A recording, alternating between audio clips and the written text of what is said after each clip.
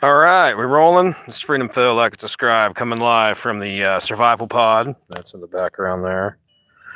And I just want to say that, like, once you realize this kind of inner peace of, you just don't really need most of what people think, most of what society tells you to want, you kind of hit that kind of Jeff Lebowski level of it, kind of inner peace zen. Like, well, what do you mean? You're talking about the dude? Yeah, I'm talking about the dude. There's so much of our lives is basically just wrapped up in this nonsense of what you need to have, what you got to have. And, then if you're remotely content, there's always just a bunch of people that'll try to take a shit on you because, well, they're miserable fucks. And one way miserable fucks will feel better about themselves is try to, put you down. Obviously, right? It's like society, when people can't achieve in our hyper-competitive society, their answer is, well, I'll just try to fucking step on somebody else, so I'm just much higher. But once you get past all that and you realize the simple truth that, for instance, most people that even claim to care about you, they're not really doing much of anything for you.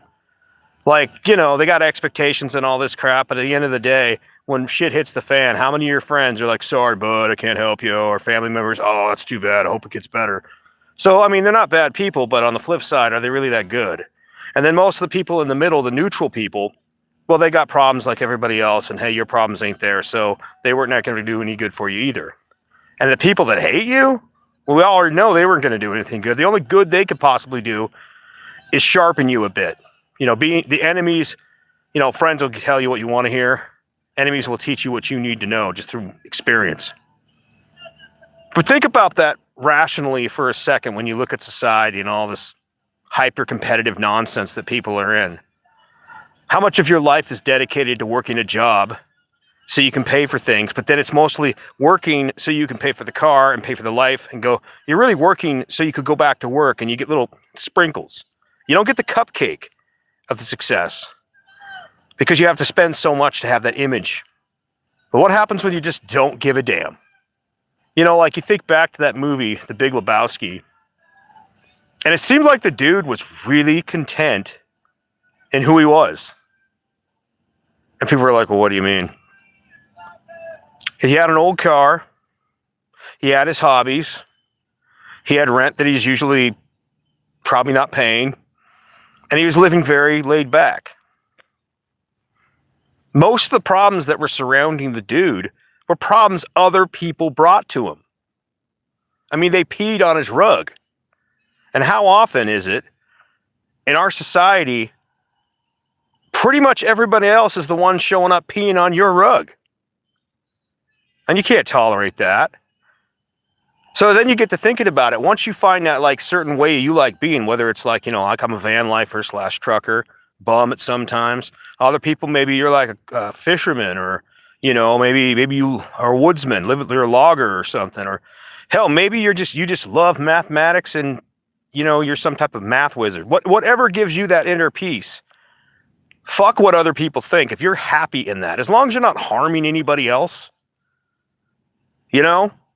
fuck what everybody else thinks. Because for the most part, their approval will come at a high cost.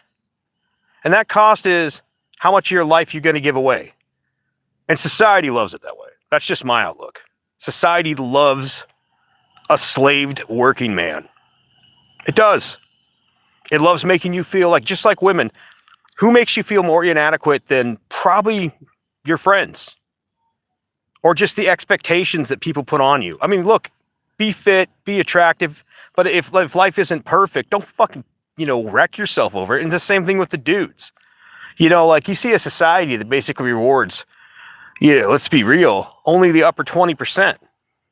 And then expects you just to sit there jumping every fucking day just to, hope that you get some sprinkles, some crumbs off that cupcake. What happens when you stop jumping? Our entire system is made off harnessing your energy. I mean, here's another example. The Rick and Morty episode where he has to fix his car battery? Our entire society needs you to go out and do some widget, something to keep it going. Now, I'm not saying fuck society completely and just let it die, but is it your job to save it? Especially when you consider at times the way the world treats you.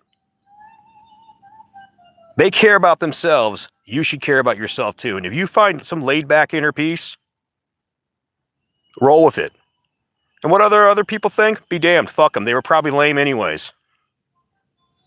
Yeah, I think that movie, I think the message that a lot of people didn't pick up from The Big Lebowski was just the laid back outlook that the dude had. That's just I've been thinking about that off and on. And this is coming from a guy that's living in the wasteland. I just took a bath in the river. I feel fucking great.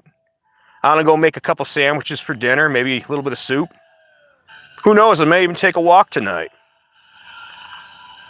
May make a fire. I don't know. Either way, I love my life like this. Anybody can achieve what I have, but I don't expect you to love the same things that I love. For God's sakes, don't chase after a bunch of shit that you only care about it because other people told you it mattered. Freedom Phil, like, subscribe, take it easy, and always turn up the video speed. And why do I always say that? Because, well, you could be watching videos at faster speeds. That's really simply it. You can comprehend more than you can actually speak it. Peace.